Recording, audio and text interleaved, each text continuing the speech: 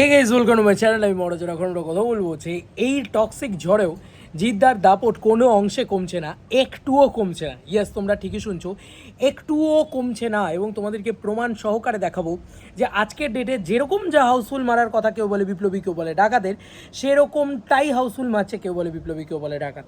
সত্যি এইটাই হচ্ছে জিদ্দার ঝড়। সত্যি আমি একটা ভিডিও তৈরি করেছিলাম, সেখানে দেখলাম বিভিন্ন মানুষজনেরা ভুল বুঝছেন আমাকে। আরে ভাই, গোটা ভিডিওটা দেখো, আমি জিদ্দাকে কোনো অংশে অপমান করিনি, উল্টে সম্মান করেছি, সেলিব্রেট করেছি জিদ্দাকে নিয়ে। একটা ভালো বাংলা ছবি চলছে, আমি কেন অপমান করব? দেখো ভাই, একটা সিনেমা এসছে, সিনেমাটার আমি মানে ফেসবুকে পোস্ট ইত্যাদিও লিখি, আমি না জানি না সিনেমাটার নাম কী।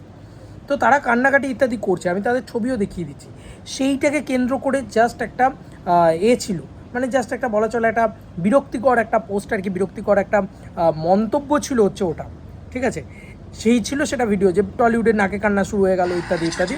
সেটাকে নিয়ে আমি এই ভিডিওটা তৈরি করেছিলাম। সেটা কিন্তু এই যে তোমাদেরকে দেখিয়ে দিই, প্রিয়াঙ্কা সরকারও আছে ছবির ভিতরে। এই হচ্ছে সেই ছবির দৃশ্য, আমি আপনাদেরকে দেখিয়ে দিচ্ছি। এই যে সেই ছবির কলাকুশলীরা এভাবে একটা শামিক রয় চৌধুরী সম্ভবত, এবং মজুমদার সোহম, এবং তার সঙ্গে সঙ্গে তাদের সাথে ট্যাগ করা রয়েছে। এই হচ্ছে তাদের ছবি। সেই ছবিটাকে নিয়ে তারা মূলত আর কি সম্ভবত এরা বেলাইনের বোধহয় পরিচালক ইত্যাদি হবে, মানে তারা makers. I am not excited about this kind of content and this kind of film. যাই হোক, তো এরা কান্নাকাটি করছিল, সেইটাকে নিয়ে জাস্ট একটা মপ করে ট্রোল করে একটা ভিডিও তৈরি করেছি, যেটা আমার অপছন্দ। যে ভাই, কন্টিনিউয়াসলি কুমিরের কান্না না কেঁদে হয় এমন বড় ছবি বানাও যেটা টক্সিকের সামনে লড়তে পারবে, আদারওয়াইজ তুমি তোমার ছবি হোল্ড কেন করে থাকবে না? ওই জিদ্দা তো কান্নাকাটি করছে না, জিদ্দার ছবি তো বড় ছবি, বরং তার তো আরও আনা উচিত। এই কথাটা বলেছিলাম, আমার সেকেন্ড চ্যানেলে ভিডিওটা এখনও রয়েছে। কমেন্টে ভাই এসে ভুলভাল বুঝছে লোকে। আর এইটা বলো তো, টক্সিককে খারাপ লাগতেই হবে তাদের যারা মানে দেবদাকে পছন্দ করে, বা যারা জিদ্দাকে অপছন্দ করে তাদের টক্সিককে খারাপ লাগতেই হবে কেন? মানে এই ব্যাপারটা কী আছে? মানে জিদ্দাকে পছন্দ করলে টক্সিক খারাপ বলতে হবে, আর জিদ্দাকে অপছন্দ করলে টক্সিককে ভালো বলতে হবে, তবেই তুমি এই প্যারামিটারের ভিতরে পড়ছো, তাই তো? দেখো, টক্সিক ভালো লেগেছে কি খারাপ লেগেছে এটা আমার একান্ত ব্যক্তিগত মতামত। আমার ভালো লেগেছে সিনেমাটা। আমার অন্যায় হয়েছে নাকি এটা বলা? আমার ভালো লেগেছে সিনেমাটা। এবং এটার মানে কিন্তু এটা নয় যে আমি জিদ্দাকে সাপোর্ট করছি না, তাহলে এখন যে ভিডিওটা বানাচ্ছি সেই ভিডিওটা বানাতাম না। আই লাভ জিদ্দা, তোমরা সকলে জানো সেটা। এবার কীভাবে ভুল বুঝে নাও, কীভাবে কী করে নাও আমি জানি না, কোথা থেকে কী ধরে নাও, কোন কথার কী মিনিং বার করে নাও। আমি বলি একটা কথা, তোমরা বুঝো আর একটা কথা। যাই হোক, আমি যেটা বলবো সেটা হচ্ছে, আজকে হুগলিতে এরম রেসপন্স বন্ধুরা, this is the Hooghly response বন্ধুরা। ইয়েলো কার্ড মারছে, ইয়েস তোমরা ঠিকই দেখছো। হুগলিতে SVF KPS মল হুগলি, সে কিন্তু ইয়েলো কার্ড মারছে। এবং হুগলি শুধু নয়, আমি তোমাদেরকে কলকাতার একটা রেসপন্স দেখাচ্ছি, আমি আমার ফেসবুক পেজ থেকে পোস্টও করেছি। আমি টু মাচ হ্যাপি বলেই পোস্ট করেছি যে এটা জিদ্দা, ঠিক আছে? আমি সেটা নিয়ে খুব সুন্দর একটা লেখাও লিখেছি। আমার মনে হলো যে এই লেখাটা অ্যাকচুয়ালি জিদ্দার সাথে যায়। কী লিখেছি দেখো, আমি লিখেছি এই যে নন্দন, তারপরে সিনেপলিস লেক, এরম একটা শো দেখতে পাচ্ছি আমরা, যেখানে পুরোই হলুদ ঝড়। দেখতেই পাচ্ছ তোমরা, এরম একটা শো দেখতে পাচ্ছি আমরা, জিদ্দার, এটা জিদ্দার কিন্তু। তো এরকম একটা জিনিস দেখতে পাচ্ছি, নন্দন, সিনেপলিস, তারপরে পিভিআর ডায়মন্ড প্লাজা, সব শো ইয়েলো কার্ড মারছে। এবং ইতিমধ্যে 1 2 3 4 4টে এখানে দেখতে পাচ্ছি, 5টা 6টা 7টা আইনক্স হাইল্যান্ড পার্ক দেখতে পাচ্ছ তোমরা।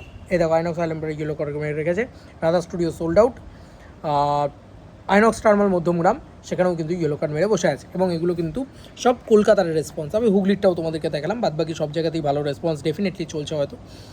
টক্সিক ঝড়ে, সবথেকে বড় কথা, টক্সিক ঝড়ে এই জিনিসটা করছে জিদ্দা।